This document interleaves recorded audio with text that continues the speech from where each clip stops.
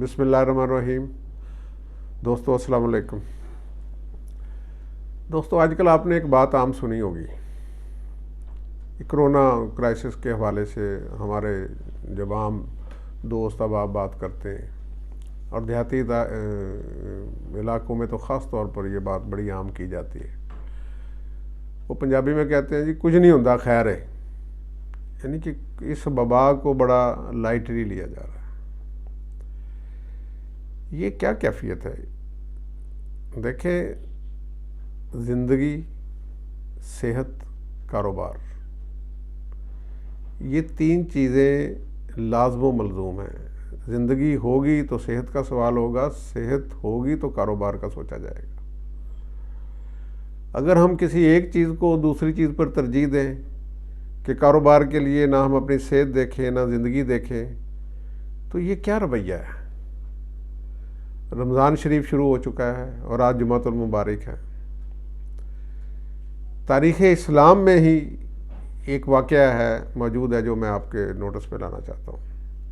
اس سے اندازہ ہوگا کہ ہمارا رویہ کیا ہے اور حقائق کو کس طرح دیکھنا چاہیے۔ حضور اکرم صلی اللہ علیہ وسلم نے اپنی حیات مبارک میں 10 صحابہ اکرام کو، جید صحابہ اکرام کو جنت کی بشارت دی تھی، جنہیں ہم عشرہ مبشرہ کہتے ہیں۔ ان میں حضرت عمر فاروق رضی اللہ تعالیٰ عنہ شامل تھے، حضرت ابو عبیدہ بن جراح رضی اللہ تعالیٰ عنہ شامل تھے۔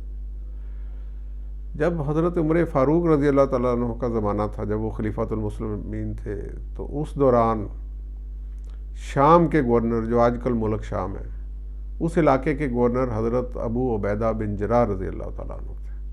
ان دنوں طاعون کی وبا وہاں پھیلی، اور اتنی شدید وبا پھیلی کہ اس نے ہزاروں لوگوں کو اس میں ہلاک کر دیا۔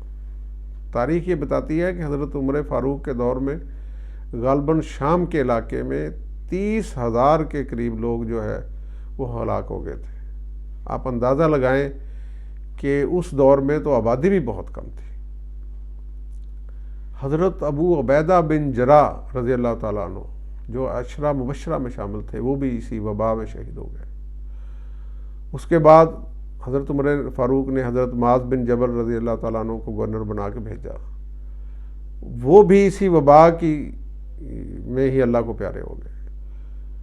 اس کے بعد بڑی سوچ بچار کے بعد حضرت عمر فاروق رضی اللہ تعالیٰ عنہ نے وسیع پیمانے پر مشاورت کے بعد حضرت عمرو بن عاص رضی اللہ تعالیٰ عنہ کو شام کا گورنر بنا کے بھیجا۔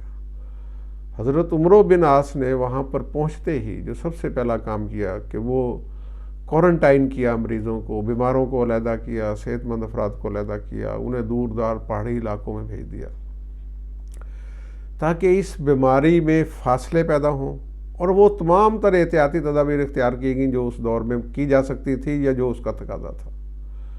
اس دور میں تو یہ بیماری اس قدر پھیلی تھی کہ قبیلوں کے قبیلے صاف ہو گئے تھے، کئی قبیلے ایسے رہ گئے تھے جن کا وارث ہی زندہ نہیں رہ گیا تھا۔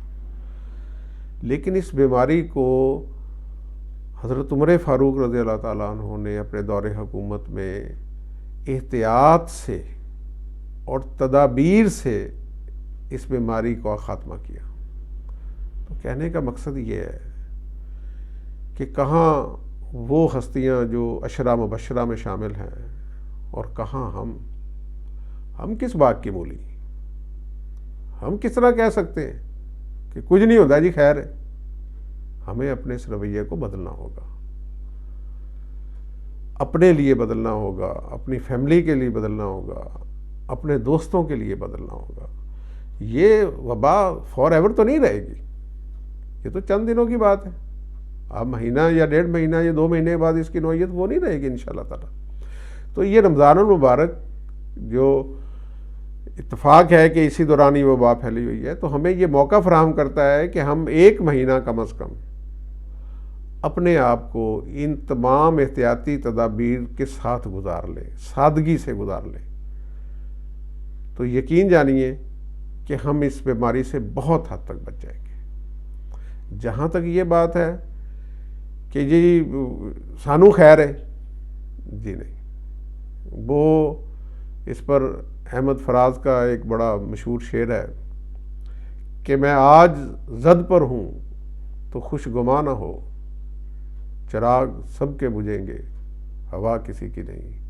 خوش رہیے، سلامتی کے ساتھ۔